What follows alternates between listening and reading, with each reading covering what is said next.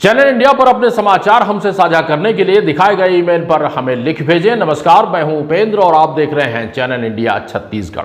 बढ़ते हैं खबरों की तरफ। रायपुर से रविशंकर शर्मा की खबर है। शंकराचार्य आश्रम बोरिया कला रायपुर के स्वामी डॉक्टर इंदु भवानंद महाराज ने हल षष्ठी को लेकर असमंजस की स्थिति को दूर किया है। महाराज जी ने कहा है कि भाद्र कृष्ण पक्ष की षष्ठी को हल षष्ठी का व्रत माना जाता है। ये तिथि सप्तमी युक्त होना चाहिए। रविवार 25 अगस्त को ये योग बन रहा है, इसीलिए भाद्र कृष्ण षष्ठी हल षष्ठी का व्रत करें। इस दिन माताएं बहनें अपने पुत्र की रक्षा के लिए हल षष्ठी का पूजन करें। नेत्रातिपुत्र नेत्राय त्रयी सत्र भाषात्रवे गोत्रादि गोत्रजत्राय गोत्रात्रे ते नमो नमः।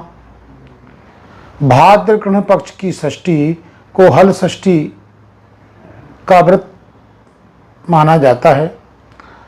इस बार पुनः हल षष्ठी को लेकर के विभिन्न प्रकार की बातें हमारे सामने आ रही हैं। बहुत सारे लोग फ़ोन करके पूछ रहे हैं कि महाराज हल षष्ठी का व्रत कब मनाया जाए।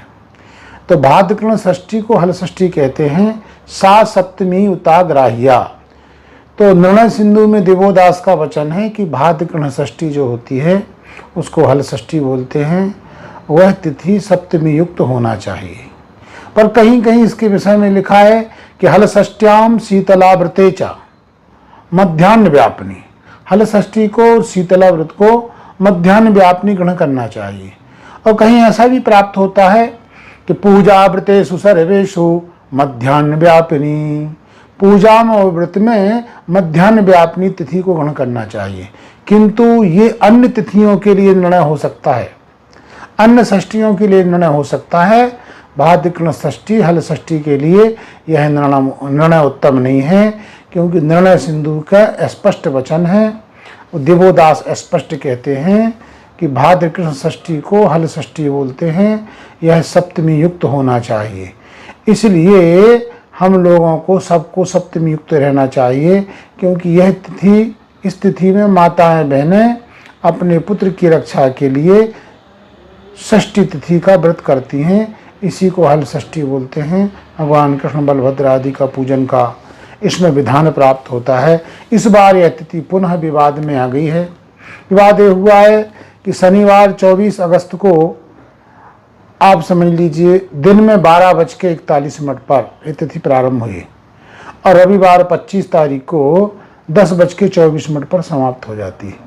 तो इस दृष्टि से यदि विचार किया जाए तो ये मध्याह्न व्यापनी हमको पहले दिन प्राप्त होती है, दूसरे दिन मध्याह्न काल में नहीं प्राप्त होती है।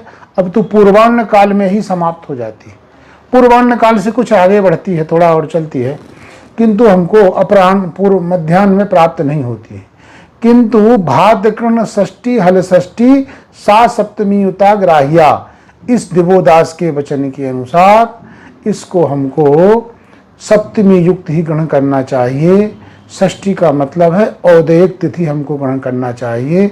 यह षष्ठी औदयिक तिथि जो है रविवार 25 अगस्त को प्राप्त हो रही है। इसलिए माताओं बहनों से यही अनुरोध है, सभी माताएं बहनें रविवार 25 अगस्त को ही भाद्र कृष्ण षष्ठी हल षष्ठी का व्रत मनाएं। उसी दिन ही भगवान का पूजन करें और व्रत रह करके पुण्य कमाएं।